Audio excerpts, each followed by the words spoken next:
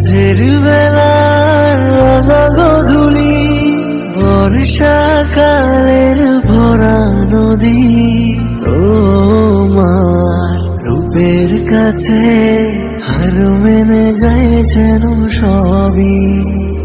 কবির লেখা যত কবিতা, শিল্পীর আঁকা যত ছবি, তোমার তুমি কাছে হার মেনে যায় যেন সবই।